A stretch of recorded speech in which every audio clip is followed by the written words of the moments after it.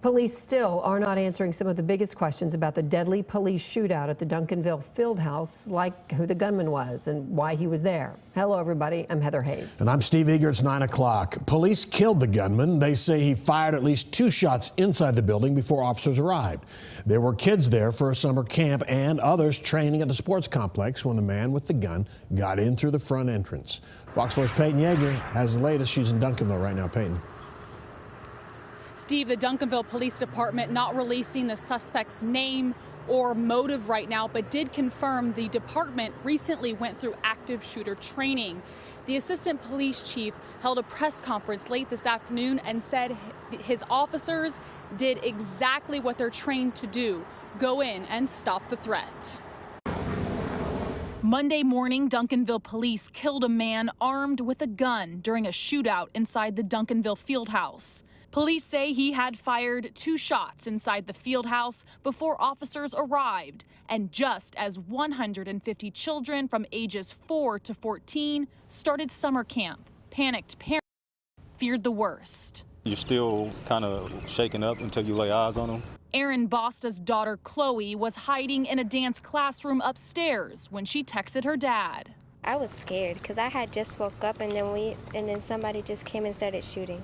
8:43 a.m. Duncanville police say a man walked in the front door armed with a handgun. He allegedly exchanged words with a staff member in the lobby and fired 1 round. No one was hit. Upon hearing that gunshot, they did what they were trained to do, the counselors.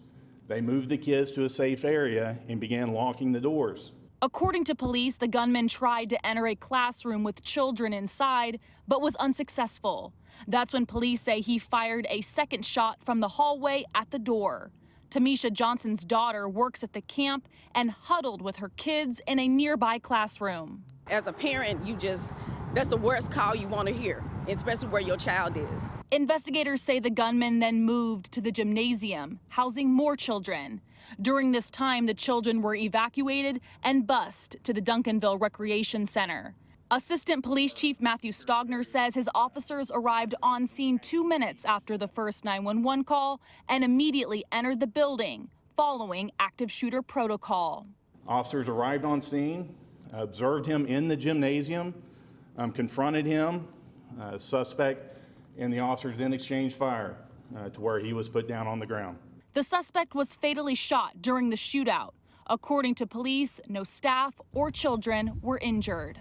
DeSoto and Cedar Hill police, along with Duncanville ISD, helped reunite all campers with their parents, like Michelle King. This is the day we live in, and make sure that, this traumatic experience, that they're okay. Back at the Fieldhouse parking lot, crime scene tape surrounded a dark SUV. Police have not said anything about why the gunman was at the Fieldhouse or who he may have been after. The Texas Rangers are handling the investigation into the police shootout. It could have been real bad today. It could have been really bad, but thank God it wasn't.